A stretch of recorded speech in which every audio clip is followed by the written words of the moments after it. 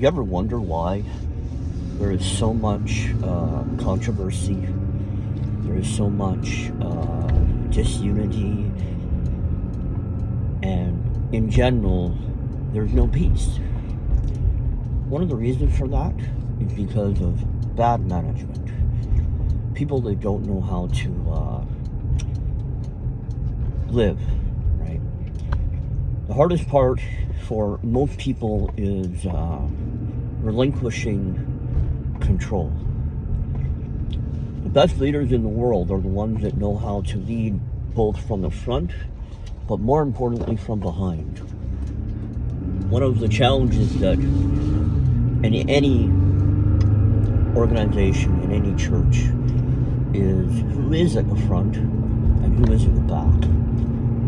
A lot of times we think that the lead pastor or the lead person or the face of a ministry or organization is at the top, and nothing could be further from the truth.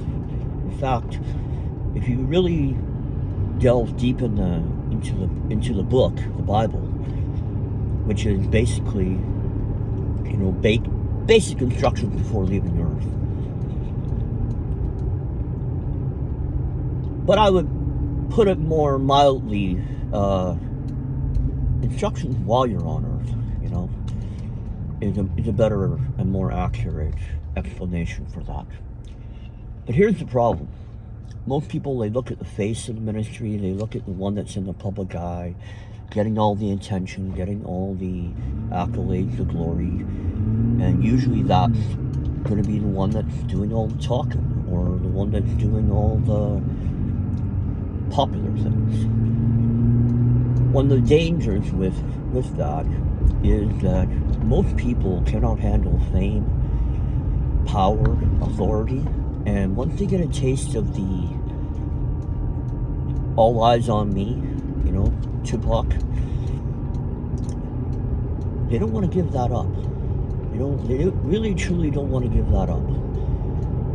And I have found that the most powerful leaders out there are the ones that when they see somebody better than themselves, or that can continue on the mission or the vision, they'll say, you know what, it's my time.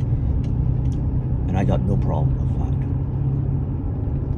But generally speaking, most people, and I'm not saying all, but most people, really truly, if they were very, very honest with themselves, when they're at the pinnacle of their success,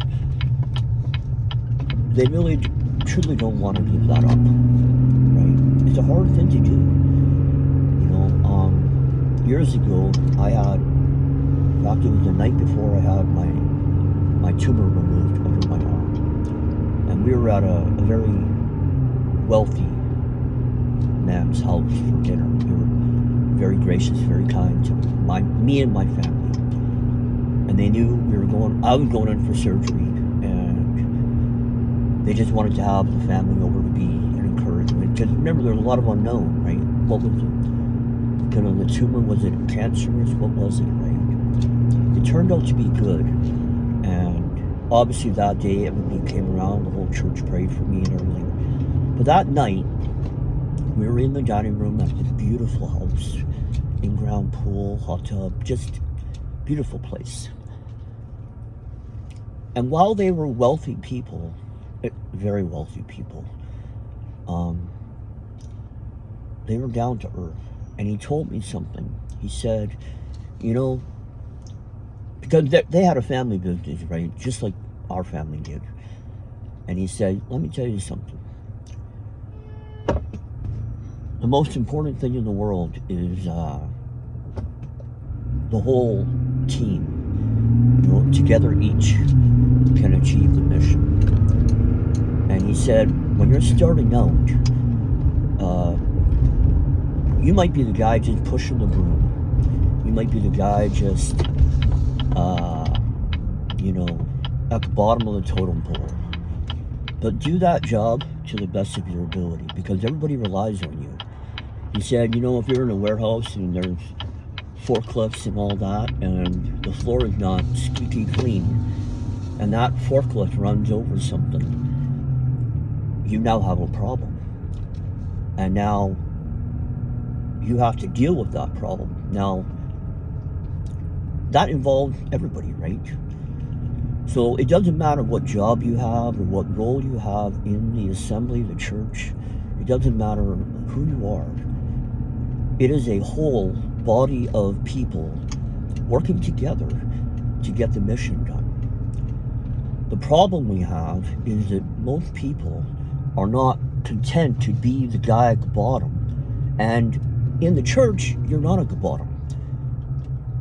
You know, the guy who hands you the bulletin, the usher, he's as important as the senior pastor, because what's he doing?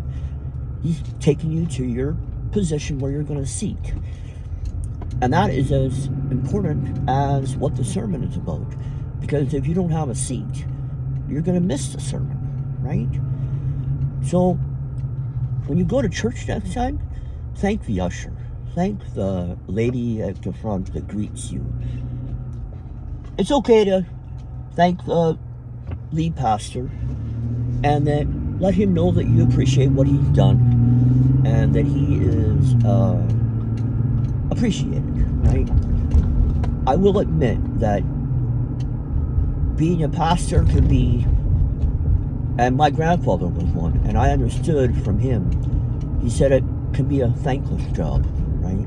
Because all the things that people don't see that you do behind the scenes or in private, you never get a thank you from the general public. You get it, obviously, from the people that you deal with, and that's important, right? But remember, it's not always what you see on the outside in the public. The real job is what you do in the private and where nobody sees that, right?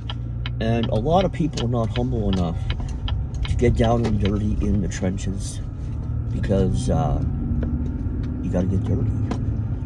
And who in the world wants to get dirty?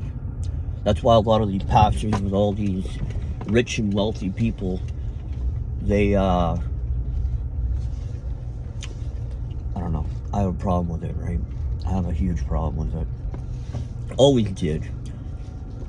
Because the attention always went to the people in the public or whoever was talking the loudest. And they all had something to say. They all had something to add to the so-called